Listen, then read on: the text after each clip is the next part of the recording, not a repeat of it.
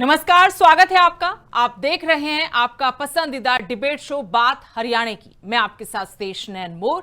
NEET paper leak के बाद देश में शिक्षा व्यवस्था पर बड़ा मंथन शुरू हो चुका है। केंद्र में जवाबदेही तय हुई, अब हरियाणा में भी सवाल उठ रहे हैं। कांग्रेस सांसद दीपेंद्र हुड्डा ने मांग की है कि अगर केंद्रीय शिक्षा मंत्री नैतिक जिम्मेदारी लेते हुए पद छोड़ सकते हैं तो हरियाणा लोक सेवा आयोग के चेयरपर्सन आलोक वर्मा अपने कार्यकाल में हुए कथित पेपर लीक और भर्ती विवादों की जिम्मेदारी लेते हुए इस्तीफा क्यों न दें। लेकिन सबसे बड़ा सवाल राजनीति का नहीं, उन लाखों युवाओं का है जो सालों की मेहनत के बाद एक निष्पक्ष परीक्षा व्यवस्था की उम्मीद करते हैं। क्या हरियाणा में भी परीक्षा प्रणाली में बड़े सुधार की जरूरत है?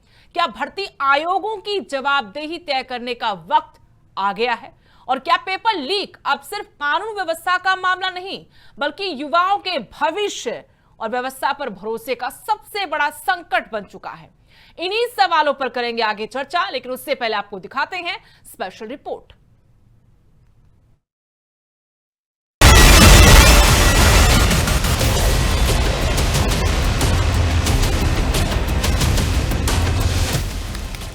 नीट पेपर लीक को लेकर देश के शिक्षा मंत्री के इस्तीफे के बाद अब एजुकेशन रिफॉर्म को लेकर मांग तेज हो गई है। मोदी सरकार मॉनसून सत्र में परीक्षा संशोधन बिल लेकर आई है। हरियाणा में कांग्रेस सांसद दीपेंद्र हुड्डा ने नई मांग की है। उन्होंने कहा कि अगर नीट पेपर लीक प्रकरण में केंद्रीय शिक्षा मंत्री धर्मेंद्र प्रधान इस्तीफा दे सकते हैं तो हरियाणा लोक सेवा आयोग के चेयरपर्सन आलोक वर्मा को भी अपने कार्यकाल में हुए पेपर लीक मामलों की जिम्मेदारी लेते हुए इस्तीफा दे देना चाहिए।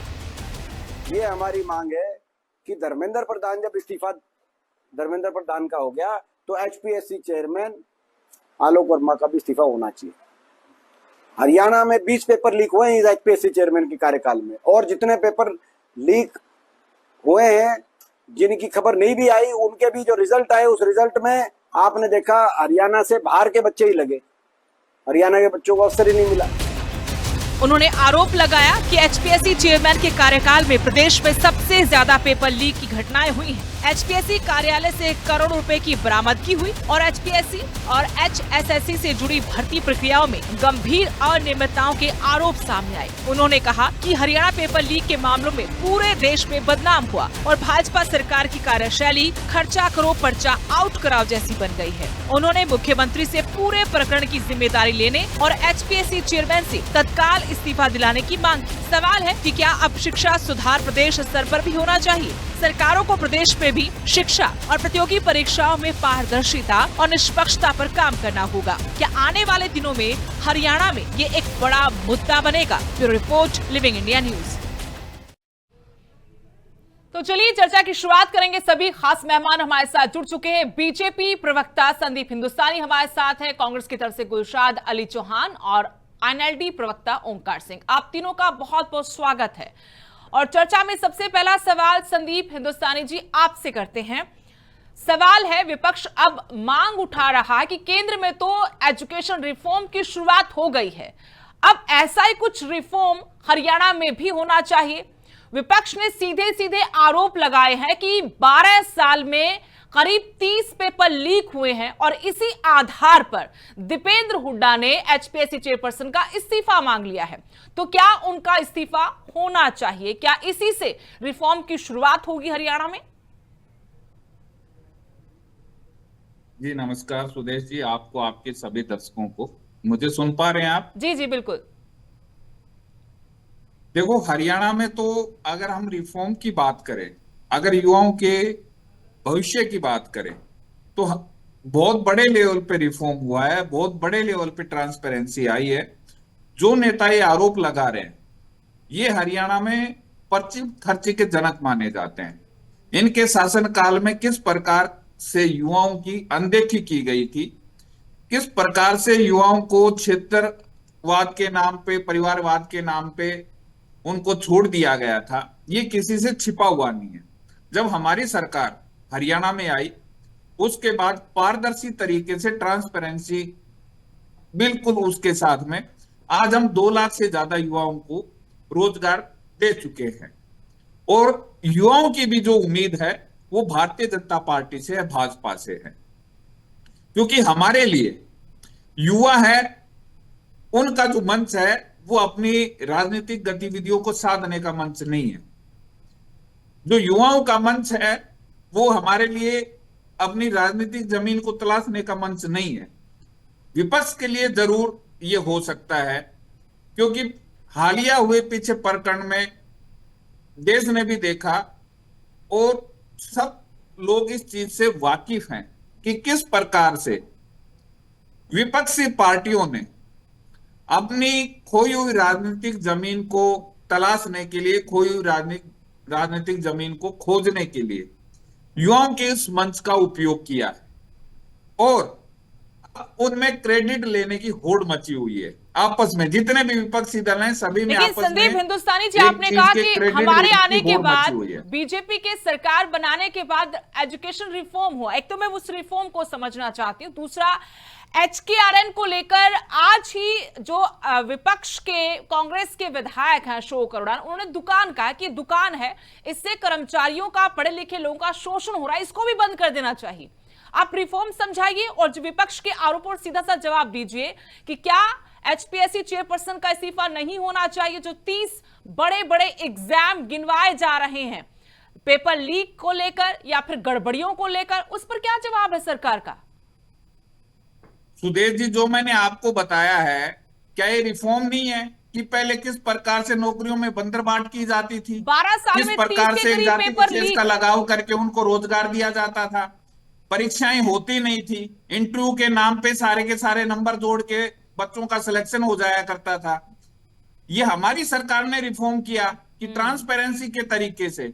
और आज सिर्फ एक एजुकेशन ही नहीं है, आप किसी भी डिपार्टमेंट की बात करोगे वहां पे ट्रांसपेरेंसी लाने का जो काम किया है वो भारतीय जनता पार्टी की सरकारों ने किया है। ये आपके लोग दावों में कितना दम है, एक बार ट्रांसपेरेंसी जरा का, पूछते हैं डिजिटलाइजेशन का कांग्रेस मजाक प्रवक्ता उड़ाने से और वाले NLD लोग के हैं। प्रवक्ता से गुलशाद अली चौहान जी। आप सुन रहे होंगे संदीप हिंदुस्तानी को, वो तो कह रहे हैं कि 12 साल में रिफॉर्म ही रिफॉर्म आया है, हम तो ट्रांसपेरेंसी ले आए हैं, हम निष्पक्ष तरीके से भर्तियां कर रहे हैं, हम परीक्षाएं ले रहे हैं, और आप लोग आरोप लगा रहे कि 12 साल में 30 पेपर लीक हो गए, बड़ी बड़ी गड़बड़ियां हुई हैं, सूटकेस मिलते हैं, पैसा मिलता है। सुदेश नैन मोर जी, आपके चैनल के लिविंग इंडिया न्यूज के सभी दर्शकों को मेरी तरफ से नमस्कार, आदाब। आज का जो आपका बहस का विषय है, हरियाणा के अंदर जो कि प्रतियोगी परीक्षाएं और जो शिक्षा के अंदर जो भी हमारे यहाँ एक तरह से इस भाजपा सरकार के 12 साल के अंदर 30 पेपर लीक हो चुके हैं। और ये देखिए आप, जुडिशरी कितनी महत्वपूर्ण वो होती है, जुडिशरी का पेपर भी इन्होंने लीक कर दिया है। एक आप देखिए कि एक बच्चे की जो हगीज होती है वो लीक नहीं होती, लेकिन ये क्या है, 30 पेपर लीक करके भी अपनी गुणगान कर रहे हैं। इनको शर्म नहीं आती संदीप हिंदुस्तानी जी को? अभी आप लोगों ने इतनी मुंह की खाई है, धर्मेंद्र प्रधान का क्या हाल हुआ है आप लोगों ने देखा है? अभी बड़े बेआबरू होकर तेरे कूचे से हम निकले, ये अभी देखा है ना आप लोगों ने। और हरियाणा के अंदर आप लोग इनको देखिए, सुदेश जी इनको बोलिए थोड़ी भाषा की गरिमा रखे, सड़क छाप भाषा ना इस्तेमाल करें, डिबेट में अपने तरीके से बात को रखें। 13,000 सरकारी स्कूल, ये लोग क्या प्राइवेटाइजेशन के नाम पर, ये क्या आम आदमी, जो गरीब आदमी है, एक तरह से जो आम जनमानस है, उसके एक तरह से अधिकारों पर कुठाराघात करना चाहते हैं। और आप लोग देखिए, ये इन्होंने HPSC का चेयरमैन, HPSC को इन्होंने सफेद घोड़ा बना दिया है। कोई भी भर्ती प्रक्रिया होती है, और हरियाणा के लोग इतने टैलेंटेड लोग हैं, इतने प्रतिभाशाली युवा है हमारे यहाँ के, वो UPSC को क्लियर कर देते हैं, लेकिन HPSC का क्राइटेरिया फुलफिल नहीं कर पाते। लेकिन बीजेपी की तरफ से कहा जा रहा है कि आपके वक्त में पर्ची खर्ची चलती थी। जब भी उनसे सवाल करते हैं हम, तो यही जवाब आता है कि आपके तो पर्चियां दे देकर, पैसे दे देकर नौकरियां लगती थी। मैडम, पर्ची खर्ची की तो मैं बता देता हूँ। कुरुक्षेत्र का जिला अध्यक्ष अभी आप पिछले महीने ही देखिए आपने, नायब सैनी और उसके PA के नाम पर पैसे लिए उन्होंने 2.5 लाख रुपए होमगार्ड लगवाने के लिए।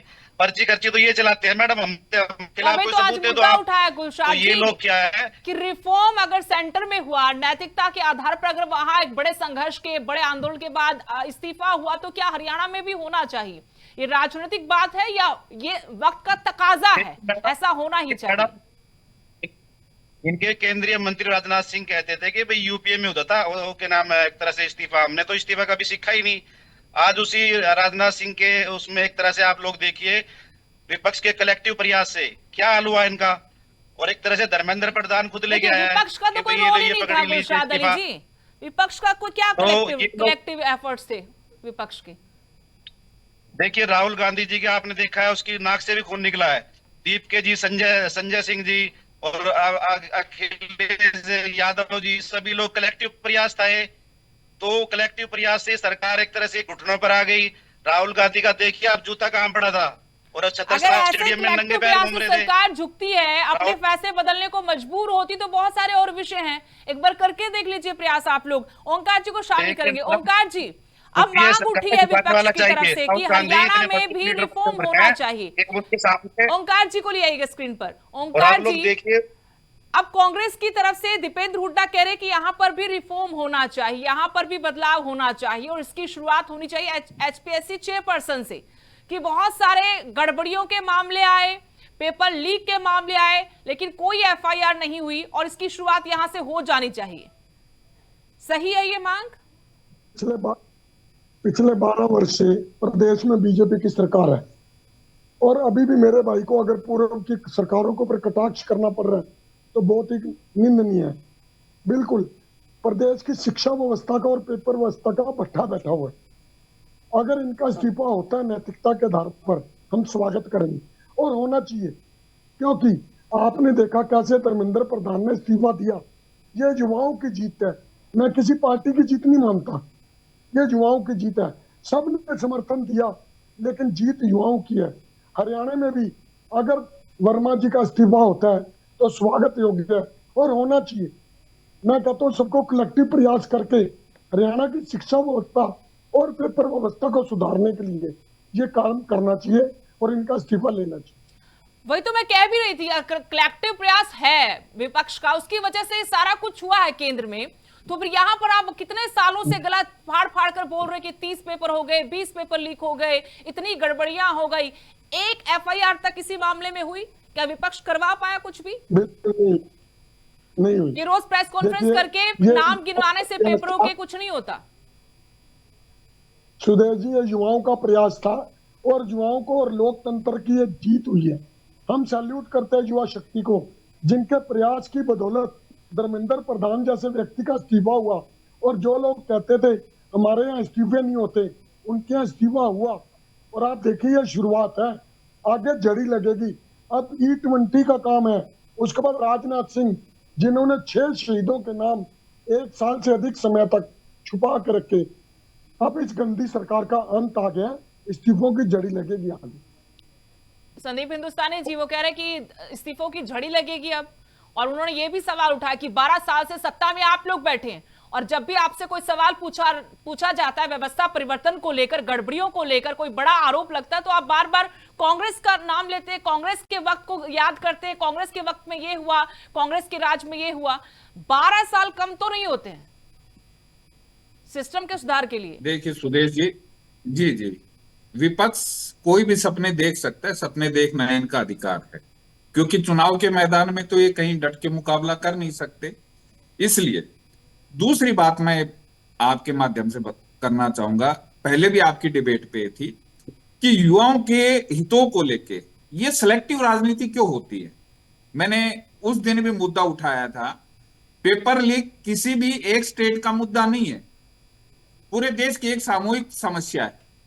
लेकिन पंजाब में जब पेपर लीक होता है, पंजाब में जब छात्रों को घसीट घसीट के मारा जाता है, तो वहां पे ये जितने भी लोग हैं जो अपनी राजनीतिक रोटियां सेकते हैं, कोई जमीन को तलाशते हैं, तो पंजाब में चुप हो जाते हैं। तेलंगाना में भी पेपर लीक हुआ है, तेलंगाना में छात्रों के साथ मार पिटाई की गई है, वहां पे भी ये लोग चुप हो गए। यही हाल कर्नाटका में है, कर्नाटका में भी पेपर लीक हुआ, वहां पे भी किसानों के साथ भी अगर बर्बरता की मोटा गई। मोटा संदीप हिंदुस्तानी जी लगाएं 2014 एक से अब मिनट। तक 165 पेपर लीक हुए हैं अलग अलग राज्यों में। ठीक कहा आपने, पूरे देश के पूरे राज्यों की समस्या है, लेकिन समस्या का समाधान तो सत्ता में बैठी पार्टी करेगी ना, सरकार करेगी। 12 साल से आप लोग बैठे हो। बिल्कुल बिल्कुल सुदेश जी, जनता ने हमारे ऊपर भरोसा किया, युवाओं ने हमारे ऊपर भरोसा किया, इसीलिए पहली बार इस देश में 2024 में हमारी सरकार कानून लेके आई, युवाओं से भी नकल विरोधी कानून जो पास हुआ 2024 में पहली बार पास हुआ। कितने और लोगों हमारी को सजा हुई जो संदीप राज्य की हिंदुस्तानी सरकारें जी? हैं उन्होंने भी कानून बनाया। 2024 में जो उसी कानून कानून बना में- था नीट पेपर लीक को लेकर, कितने लोगों को सजा हुई? कोई पकड़ा ही बहुत नहीं सारे गया। लोग जेल की सलाखों में पड़े हैं। एक नाम बता दीजिए चलिए। अगर आप इसी हालिया नीट की बात करते हैं तो इसमें भी 11 लोग जेल की सलाखों नहीं में पड़े हुए पिछले हैं। कानून के तहत जिनको पकड़ा था 2024 में, एक किसी को नाम कानून बता दीजिए कि हर आप वैसे प्रक्रिया मोटा कानून मोटा के बता तहत दो ही कि होती सजा है। हुई किसी को। मैंने मोटा मोटा क्या, सबूत मैं ही नहीं आंकड़ों के मिले हिसाब सर। से बता रहा हूं, मैं इसी नीट सबूत परीक्षा ही की नहीं बता मिले, रहा हूं। सबूत कहां से 11 मिलेंगे? लोग जेल की सलाखों के अंदर पड़े हैं, 11 लोग जेल की सलाखों के अंदर पड़े हैं। अलग अलग राज्यों में जिन्होंने ये पाप करने का काम किया था वो जेल की सलाखों में सड़ रहे हैं। लेकिन दिक्कत क्या है कि विपक्ष आधा अधूरा सच दिखा के अपनी खोई हुई राजनीतिक जमीन को तलाशने की कोशिश कर रहा है। मैं वही आपको बार बार बताना चाह रहा हूं। लेकिन ये मैं आपको सिलेक्टिव बता दूं राजनीति क्यों संदीप है? हिंदुस्तानी, मैं आपको बता ये दूं कि सिलेक्टिव राजनीति क्यों है? आधी अधूरी बातों के साथ, आरोपों के साथ विपक्ष की भी दाल नहीं गलेगी। और इस आंदोलन में हमने ये देखा है, भले विपक्ष कोई भी मुद्दा उठाए, लेकिन जवाबदेही की बात आज हम कर रहे हैं। आज हम हरियाणा की बात कर रहे हैं। आज यहां से मांग उठी है कि एचपीएससी चेयरपर्सन, जिसको कहा जाता है कि बाहर से वो तो अलग मुद्दा है ही, लेकिन अकाउंटेबिलिटी कहां है? 30 पेपर वो मुद्दा गड़बड़ियां नहीं है, अनगिनत। सुदेश जी, आपके चैनल के माध्यम से बता रहा हूं, सिर्फ विपक्ष मुद्दा बनाने की कोशिश करता है कि बाहर के लोगों को लाके यहाँ पे रोजगार दे दिया गया। रिपोर्ट्स पढ़ी हैं, आंकड़े पढ़े हैं, तथ्यों को कोई झुठला नहीं सकता। मात्र 10% से ज्यादा, 10% के आसपास लोग हैं जो दूसरे प्रदेशों के हमारे यहाँ पे उनको रोजगार मिला है। ऐसे हमारे हरियाणा के भी दूसरे प्रदेश में जाते हैं, लेकिन सिर्फ और सिर्फ एक झूठा नैरेटिव सेट करके युवाओं को भ्रमित करने का जो काम करते हैं ये विपक्ष के लोग करते हैं, और इनको ये चीज समझ में भी आ गई भ्रमित नहीं है। करते आज संदीप देखो, जी, आंकड़ों के साथ बात करते हैं। हमारी भ्रमित नहीं करते सरकार हम बिल लोग। लेके आई है। देखिए आंकड़ा तो आसपास भी नहीं। संदीप हिंदुस्तानी जी आपका, सरकार बिल लेके आई संदीप है, हिंदुस्तानी जी सरकार आपका ये संसद जो में चर्चा के लिए आंकड़ा है ये तैयार आसपास भी नहीं लेकिन सच्चाई के, विपक्ष हम भी जानते हैं, जो हम भी युवा कई दफा हितैषी बनने डिबेट का कर चुके ढोंग कर हैं। रहा था, वो बरगलाने तथ्य से भाग बात रहा है। नहीं बनेगी। सुदेश अब जी, बात भरोसे की है कि भरोसा कैसे कायम होगा। सुदेश जी, हमारी सरकार बिल लेके आई है, संसद में चर्चा के लिए तैयार है, विपक्ष क्यों भाग रहा है उस चर्चा से? आप बताइए। ये सिर्फ युवा हितैषी बनने का ढोंग करते हैं, दिखावा करते हैं, इससे ज्यादा इनका युवाओं से कोई लेना देना नहीं है। अगर आपने मेरा अगर इंट्रो है सुना तो हो, चर्चा में भाग ले। इस शो का अगर इंट्रो आपने भाग सुना क्यों हो रहे हैं संदीप चर्चा से? हिंदुस्तानी जी, उसी वक्त मैंने कहा था ये बात राजनीति की नहीं है, बच्चों के भविष्य की है, प्रदेश के, देश के भविष्य की है। मैं विपक्ष की बात ही नहीं कर रही, मैं सिर्फ जवाबदेही की बात कर रही हूं। उन्हीं लाखों बच्चों का मैं हक। जवाबदेही के लिए आपको बता रहा हूं सुदेश जी, हमारी सरकार ने, मोदी जी ने, आपने देखा होगा, एक एक बात को बिल्कुल क्लियर किया है। कल ही हाई पावर टास्क फोर्स बनाई गई है, उसमें किन किन लोगों को शामिल किया गया है, देश उस हर इंसान से भली भांति परिचित है। ये किस लिए किया गया है? ये युवाओं के भविष्य के लिए ही किया गया है। आगे भविष्य में इस प्रकार लेकिन वो की कोई प्रदेश में ऐसा कुछ होता देखेंगे कि नहीं। गुलशाद जी वो कह रहे हैं कि हम तो बहुत कुछ कर रहे हैं, अब आप जवाब दीजिएगा। अब पर्ची खर्ची से आगे बात कांग्रेस की बढ़ती नहीं है। वो कह रहे हैं कि अगर मैं आपसे एक सवाल करूं, बहुत सीधा सवाल कर रही हूं आपसे, आपके नेता बार बार प्रेस कॉन्फ्रेंस करते हैं, इतने पेपर लीक, अभी 2 दिन पहले प्रेस कॉन्फ्रेंस की नेता प्रतिपक्ष ने कहा कि 30 पेपर लीक हो गए, देश में 165 पेपर लीक हो गए। अगर विपक्ष इतने प्रयास करता है छात्रों के हित में, एक एफआईआर हुई? आप करवा पाए? कोई एक्शन किसी भी मामले में करवा पाए आप लोग? देखिए सुदेश जी, सुनिए, आप कुरुक्षेत्र नायब सैनिक के घर पर दीपेंद्र हुड्डा ने कैसा प्रदर्शन किया, उनके कान का पर्दा भी फट गया वाटर कैनन से। अरे तो इससे ज्यादा विपक्ष क्या कर सकता है? अब गुंगी बैरी, आप अभी तो कह रहे थे कि आपका कलेक्टिव प्रयास था, तो आप घुटनों पर ले आए सरकार को। अब आप कह रहे, थोड़ी देर पहले तो आप बोल रहे थे घुटनों पर ले आए सरकार को सभी विपक्षी दल। और मैं आपसे पूछ रही हूँ कि क्या 30 पेपर लीक का जो आप आरोप लगाते हैं, किसी एक मामले में भी आपके प्रयास से, आपके दबाव से सरकार की तरफ से एफआईआर हुई है? इतना सा सवाल मैंने पूछा आपसे, फिर आप ये आरोप लगाना बंद कर दीजिए। जुडिशरी में भी बहुत बड़ी दिक्कत है, जुडिशरी में भी दिक्कत है। सीजीआई के बीच कांग्रेस बोलते हैं सीजीआई ने क्या है, आग ऐसी लगाई कि मजा आ गया। अरे ये जुमलेबाजी मत कीजिएगा, मोदी जी रात को 12 ये मीम्स की बातें मत कीजिएगा। जो सवाल पूछा उसका जवाब दीजिएगा। बताते हैं और फिर तो सत्ता पक्ष ठीक कहता कि आप सिर्फ राजनीति करते, छात्रों कंधों पर बंदूक रख के चलाते, आपकी अपनी राजनीतिक रोटियां सेकते हैं आप लोग। मैंने कहा 30 बार कहा जाता आपके नेताओं की तरफ से। हर ब्लॉक पर हमने प्रदर्शन किया इसके बारे में, और हमने ज्ञापन भी दिया है एक तरह से मैंने राज्य ये सरकार को, पूछा कि राज्य अगर उसके केस माध्यम पेपर लीक का आपके नेता आरोप लगाते हैं, क्या किसी एक मामले में आप लोग एफआईआर तक करवा पाए?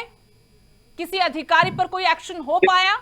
बताइए। ऐसे राजनीति करने के लिए मुद्दे जिंदा रखते हैं आप। इसमें शामिल भाजपा के एक तरह से कार्यकर्ता और भाजपा के मंत्री शामिल हैं, तो वो एफआईआर को एक तरह से नहीं आने देते और ना ही वो उसके खिलाफ मुकदमा करते, और ना ही इन्होंने आज तक इस मामले में किसी को सजा की 14 साल के अंदर। तो ये क्या हमारे टाइम में देखिए पवन बंसल जी ने इस्तीफा दिया, शिवराज पाटिल जी ने इस्तीफा दिया, कहां जा तो रहे क्या हो इस्तीफा देना कोई अगर ओमकार जी? यही सवाल मेरा आपसे है। आरोप तो लगाया जाता है विपक्ष की तरफ से कि ये भी पेपर लीक हो गया, इस पेपर में तमाम गड़बड़ियां थी, भर्ती को लेकर गड़बड़ियां थी।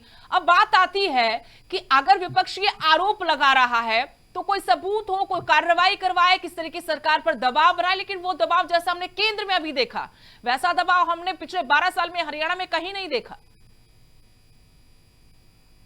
बिल्कुल ठीक कह रहे हो सुरेश जी, आपने हरियाणा में ऐसा दबाव नहीं देखा, क्योंकि हरियाणा में तानाशाही चल रही है। जब भी कोई व्यवस्था आती है, हमने कोशिश की, हमारे मात्र 2 विधायक हैं, लेकिन हमने हर मामले को उठाया। आप देखिए, जब हिंदी के असिस्टेंट प्रोफेसर की भर्ती हुई, 56 में से 42 प्रोफेसर बाहर के लगाए गए और 21 सिर्फ यूपी के लगाए गए। ये मामला हमने उठाया, और अभी मेरे भाई बीजेपी के प्रवक्ता कह रहे थे कि बाहर के हम भर्ती नहीं करते। इन्होंने प्रदेश की व्यवस्था का सत्यानाश कर दिया। आपकी बात बिल्कुल ठीक है, एक बड़े परिवर्तन की जरूरत है, और वो परिवर्तन युवा लाएगा, जनता लाएगी।